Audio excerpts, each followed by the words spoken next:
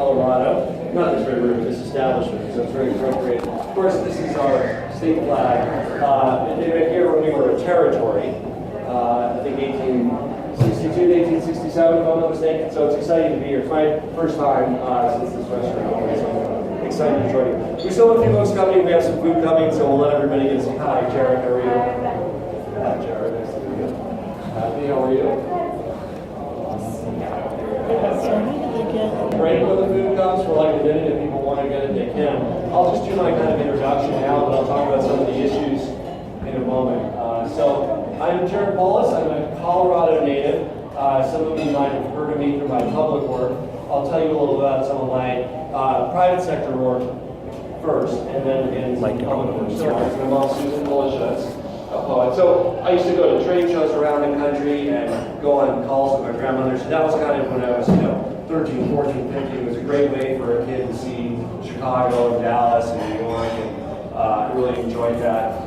And I kind of got the entrepreneurial bug. And when I was in college, I started my first company with two friends that were my age. I met through college. It was an internet access provider. John, you remember back in the day we had the modems. Remember that? 2800 baud, exactly. So we sold dial-up internet access. And did that for a few years. We raised capital for the company, and I was amazed that I think I must have been 21 or something, that somebody would give us like $1.5 million to grow our company. That's how much all the money in the world. And three of me and my two partners grew that company. We sold that company in 1998, and I started two others. ProFlowers.com, some of you might have heard of that one. It's an internet flower company, the third largest. ProFlowers.com, I started it. I grew it, actually got to take it public, which was really an amazing experience. Wouldn't necessarily recommend it, but an amazing experience to take it public. And that company got sold in 2006. We're public in 2003, and then somebody bought it in 2006.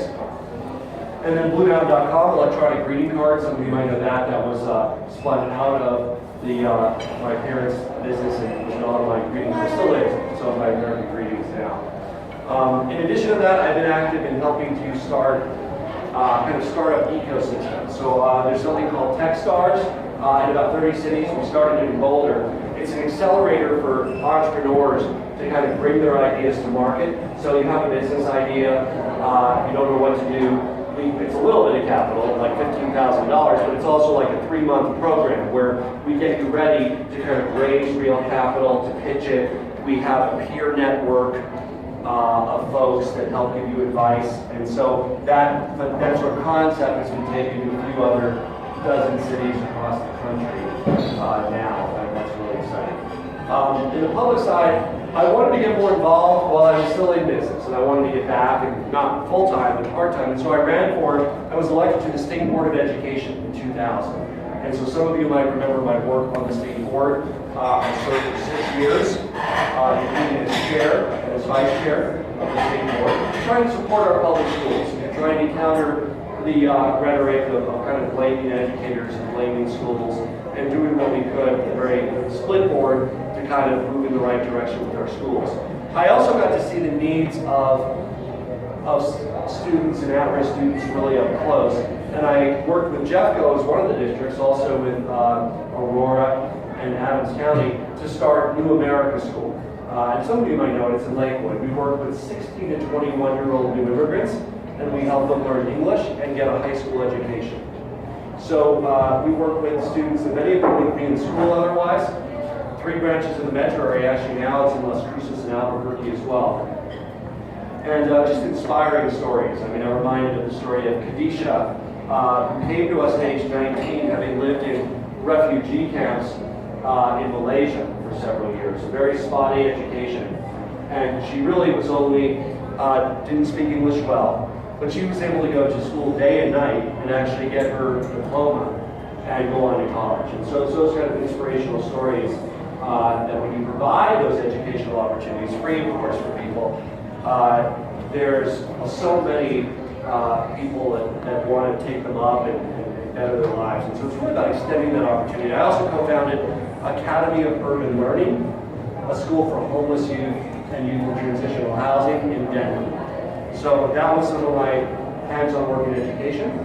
I ran for Congress in 2008, started in 2007, the election was in 2008, and it was certainly the honor of my life to work alongside President Obama in accomplishing the things we got done, whether it was expanding health care to tens of millions of Americans, environmental safeguards we put in place, encouraging them to move forward with deferred action for immigrants, all the things that we got done during those 8 years. Now, of course, in the age of Trump, I'm still there, holding him accountable to the extent we can. I'm sponsoring most recently a censure bill over his inappropriate remarks after the Nazi demonstration, additional transparency bills, and a number of other things that we are working on to try to hold the president accountable. But frankly, the reason I'm coming back home and running for governor is that all of the opportunities to move forward are really going to be at the state level, given what's going on in Washington. So look at something like climate, clean air, renewable energy. We're moving the wrong way nationally, and we can't afford to wait. We can't just say we're moving the wrong way nationally, let's wait until we have the right president and the right Congress. That could be, we hope, 3 years. It could be 7 years, right? And we can't afford to wait on climate. We can't afford to wait on clean air. So I'm running for governor with a bold plan for our state to move forward on 100% renewable energy by 2040. And so we can do that here, and we've outlined the steps to do that, and the policies to do that, to have sustainable green energy, lower rates, more sustainable rates, cleaner air, and really lead the way in creating the green jobs that can never be outsourced to provide energy, good jobs, and also being independent of what's happening in the global markets on oil in Saudi Arabia or Venezuela. We're going to be able to build that as a sustainable advantage here in Colorado for business. In my work in education, there's some educators in the room, retired educators, so thank you for your work. There you go, done DPS, right? The biggest, we have a lot of needs in Colorado, as you know, in education, but the biggest hole we have, something that we do very poorly, that we need to do better, is we lack a universal, high-quality early childhood education system. We have, the only guarantee you get is half-day kindergarten, no preschool. And it's not a red or blue issue. There's red states like Oklahoma that have universal preschool and kindergarten. So I'm running on the platform of across our state, making sure that every child has access to full-day preschool, full-day kindergarten, without the parents having to pay. Here in Jeffco, it's half-day. Parents get paid for full-day kindergarten, and if you're very low income, you can qualify for free. But if you're middle class, it's hard to pay for full-day, and there's no preschool that's subsidized. You have to pay that, and so many parents have to make that decision. I have to go for the lower cost, lower quality daycare where we park our kid, where they're not getting the social emotional skills, the pre-literacy skills that somebody, a family that can afford to have their kid in preschool is getting. So we all deserve a strong start. And the biggest way we can reduce these disparities in education, the economic disparities, the racial and ethnic disparities, the geographic disparities between rural areas and suburban areas, is by giving every child the access that they need to early childhood education so they can succeed in school, so they can enter first grade ready to learn, regardless of their economic background. Another issue that we're talking a lot about, and why I'm running for governor, is to make our economy work for everybody, not just a few. Because the top line story for our state looks great, low unemployment, stock market's up, but for many people, in Denver, in Grand Junction, in Pueblo, you say, look, I'm working harder, I've had wage stagnation, my rents have gone up 50% in the last couple of years alone, which they have in the Denver metro area. What do you mean we're doing great? I don't feel like we're doing great. And that's because the success story has been a success story for some, but it's left a lot of people behind. It's left people behind in Denver, it's left people behind in Grand Junction, it's left people behind in Pueblo. So how do we make it work for everybody? There's not one answer to that, but it's something that, frankly, I think in the last election, Democrats nationally failed to communicate enough on. And while Hillary Clinton won our state, I think if she had a better message of making the economy work for everybody, she might have been able to carry some of those areas that she didn't win in Michigan, in Ohio, to win the election. So when I'm campaigning, whether it's in Pueblo or in Denver, we're talking about new and out-of-the-box ideas about making the economy work for everybody. And one of those ones that I talk about is encouraging employee ownership through stock options, ESOPs, co-ops, profit sharing. There's different mechanisms to do this, but this means that when a company does well, It's not only the investors that do well, and we want them to do well, not only the executives that do well, but it's the people that work in the company and build the value that do well. So there's examples of this in Colorado. If you've ever had New Belgium beer in Fort Collins, 100% employee owned. I kicked off my campaign in Colorado Springs at a grocery store called Save-A-Lot. There's 11 of them in our state. 100% employee owned by the butcher, the grocer, the bagger. So when the store does well, the people who work in that store do well. Technology industry does this. The large players that are in Colorado, like Intel and Longmont and Fort Collins and Google and Boulder and Denver, they have stock options for their employees. So if those companies increase in value, even if you're an employee with a high school degree and an administrative job, you have a share of that.